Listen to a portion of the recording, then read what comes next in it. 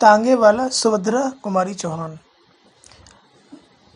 तो मैं पढ़ रहा हूँ, तुम ध्यान से पढ़ने की कोशिश करो साथ साथ में। गर्मी की लंबी छुट्टियां प्रारंभ हो चुकी थीं। मेरे कुछ मित्रों ने इन गर्मियों की छुट्टियों में कश्मीर जाना तय किया था और इस प्रस्ताव को सबसे अधिक समर्थन मैंने दिया। हम लोग जाने की पूरी तैयारी कर चुके थे कि अचानक यात्रा के 2 दिन पहले मेरे एक मित्र रामकृष्ण का एक आवश्यक पत्र आया। इस पत्र के अनुसार मुझे अपनी कश्मीर यात्रा स्थगित करनी पड़ी। मैं अपने मित्र से मिलने उसके गांव की ओर चल पड़ा। जिस स्टेशन पर उतरना था, गाड़ी वहां दोपहर 1 बजे पहुंची। चिलचिलाती धूप, लू की लपट और कच्ची सड़क की धूल, मेरा गांव तक जाने का साहस न हुआ। मैंने सोचा शाम को जाना ही ठीक होगा। तांगे वाले कम थे और उतरने वाले और भी कम। तांगे वाले सवारी लेकर चल पड़े। खाली तांगे वाले भी चलने का उपक्रम कर रहे थे कि एक अच्छा सा तांगा घोड़ा देखकर उसे मैंने बुलाया। तांगे वाले ने आकर सलाम किया। मैंने कहा, देखो भाई, मुझे गांव जाना है, पर मैं अभी इस धूप में ना जाऊंगा। शाम को 5 बजे के करीब जाऊंगा। तुम ठहरोगे? हाँ हुजूर, ठहरूंगा। किराया क्या होगा? हुजूर, जो आप खुशी से दे दें। खुशी की बात नहीं, रेट क्या है वह बतलाओ। 23 मील है ना हुजूर? आप दूसरों से पूछ लीजिए। 5 रुपये पूरे तांगे के होते हैं, फिर चाहे एक सवारी हो या 3, पर मैं इतना न दूंगा। इसलिए तो मैंने कहा कि आप खुशी से जो दे दीजिए हुजूर। मैं उसे कुछ पैसे देकर वेटिंग रूम में चला गया।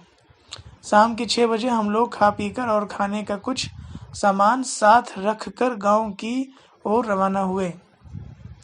वैसे तांगे वाला कहता था कि 23 मील 2 घंटे में खुशी से ले जा सकता है, पर स्टेशन से आगे 2 मील के बाद ही कच्ची सड़क प्रारंभ हो जाती है, इसलिए देर लगेगी। मोटे साहब से हम 4 घंटे बाद गांव पहुंचेंगे।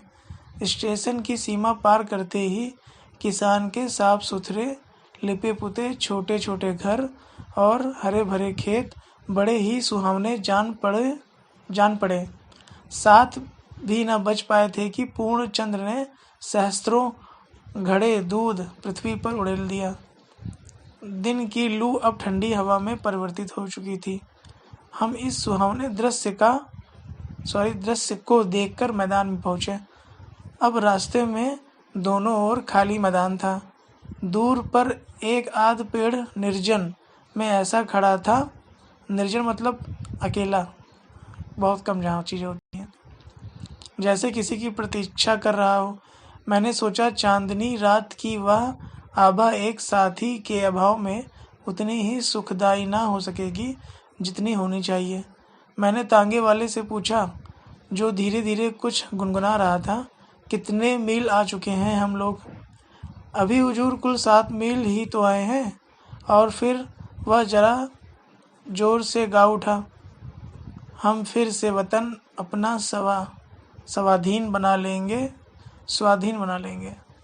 मैंने जरा सतर्क होकर तांगे वाले की ओर देखा।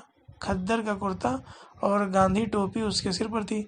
मैंने सोचा इसलिए तो यह स्वाधीनता के गीत गाता है। मैंने तांगे वाले से पूछा, कितने दिनों से तांगा हाँकते हो तांगे वाले? हुजूर कोई 5 साल हुए। किसी की नौकरी करने से यह अच्छा है, तबीयत हुई जोता, ना तबीयत हुई बैठे रहे। किसी की ताबेदारी नहीं, अपने मन का राज है। सामने चलकर नदी थी। नदी का पुल पार करते ही तांगे वाले ने तांगा रोक दिया। बोला, हुजूर यहाँ जरा आराम कर लीजिए। नदी का पानी बहुत साफ और मीठा है। कहते हैं कि सन 57 के गदर में तात्या टोपे दुश्मनों की सेना को चीरते हुए यहीं से नदी के पार चला गया था। तात्या टोपे, मैंने मन में सोचा, इसे इतिहास का भी कुछ ज्ञान है। तांगे वाला फिर बोला, हाँ हुजूर, तात्या टोपे ने नदी के पार जाना चाहता था। फिरंगियों की सेना ने उसे चारों ओर से घेर लिया था। फिर भी हुजूर वह इतना तेज, इतना फुर्तीला था कि 4 5 बड़े बड़े फिरंगी अफसरों के सामने निकल गया अपनी सेना समेत, और उसका कोई कुछ भी न कर सका। मुझे तांगे वाले के मुंह से इतिहास की कहानी बड़ी ही रोचक लगी। मैं जानता था कि आखिर इस तांगे वाले के मन में क्या है। मैंने पूछा, फिर क्या हुआ? और मैं तांगे से उतरकर उसके पीछे पीछे चला। वह बोला, सन 57 के गदर में अगर हिंदुस्तानियों में एकता होता तो पासा ही पलट जाता, पर तकदीर और फूट जो न कराए सो थोड़ा। मौलवी अहमद शाह और तात्या टोपे सरीखे देशभक्त वीरों को भी हमी से धोखेबाज लोगों ने धोखा देकर दुश्मनों के हवाले कर दिया। खून खौल उठता है हुजूर यह बात सोचकर। मैंने पूछा, तुम पढ़े लिखे हो? तांगे वाला उत्साह के साथ बोला, बहुत कम हुजूर, हिंदी अच्छी तरह पढ़ लिख लेता हूँ, अंग्रेजी भी थोड़ी जानता हूँ, पर हुजूर जब से 57 के गदर का इतिहास पढ़ा और यह जाना कि फिरंगी कैसे आए और कैसे फैल गए सारे हिंदुस्तान में, यह जाना, तब से हुजूर बदले की भावना से रात दिन जलता रहता हूँ। सरकारी नौकरी इसलिए नहीं कि मेरा बाप डीसी की अर्दला में था, मुझे वह जगह मिल रही थी, मैंने ठोकर मार दी, माँ बाप नाराज हो गए और घर ही छोड़ दिया। तब से यहाँ हूँ, यह तांगा चलाता हूँ, पर तांगे पर भी किसी साले फिरंगी को बैठाकर तांगा ना हाँकूंगा। क्यों? फिरंगी को ना बैठाने की कसम क्यों खा ली है? सारे हिंदुस्तान में गदर के समय इन फिरंगियों में क्या कम जुल्म किए हैं? गांव जला दिए, औरतों को बेइज्जत किया, निरपराध लोगों को तोपों के मुंह में बांध कर उड़ा दिया। फिर सन 57 की दूर की बात जाने दीजिए, अभी की ही बात है।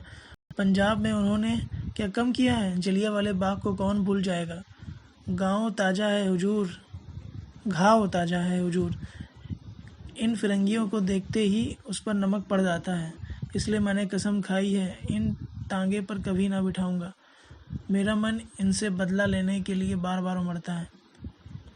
इतने में हम नदी के किनारे पहुंच गए। मैं एक चट्टान पर बैठ गया। पास ही एक दूसरी चट्टान पर तांगे वाला खड़ा था। उसने लोटा भर पानी लाकर मेरे पास रखा। मैंने कहा, नहीं जी तांगे वाले, मैं तो नदी के पार ही हाथ मुंह धोऊंगा, पर हाँ, किसी क्रांतिकारी को जानते हो? मेरा नाम हुजूर रामदास है। किसी क्रांतिकारी को जानता नहीं, नाम सुने हैं, उन लोगों के जीवन चरित्र पढ़े हैं, पर उन लोगों में भी मुखबिर बनने वालों की कमी नहीं हुजूर, नहीं तो उन लोगों ने अभी तक कुछ कर लिया होता। महात्मा गांधी के सत्याग्रह आंदोलन में भी बहुत दिनों तक शरीक रहा हूँ, 2 बार जेल भी आया हूँ हुजूर, पर तबीयत नहीं मानती। मेरे अंदर से तो जैसे कोई पुकार उठता है, गदर। सन 57 का एक सीन एक बार दोहराया जाए, इन फिरंगियों से कसकर बदला लिया जाए, तभी हमारा और हमारे देश का उद्धार होगा। मैंने कहा, हम निहत्थे कैसे बदला ले सकते हैं? रामदास, सन 57 की बात ही और थी, तब हमारे पास हथियार थे, अब तो हम लोग बिल्कुल पंगु कर दिए गए हैं। हुजूर यही तो बात है। हाँ हुजूर यही तो बात है। कहाँ चला गया हुजूर? तो यही। हाँ, तांगे वाला बोला, हमने जबान खोली और हमारे ही भाई बंधु हमें गिरफ्तार करने पहुँचे, हमारे ही हमसे सज़ा सुनाने वाले आए, हम ही में से हम पर पहरा रखने लगे।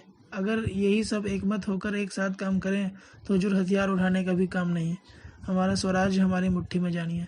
लेकिन 10 अगर सच्चे जी से काम करने को तैयार रहें तो 20 धोखा देने को तैयार रहेंगे।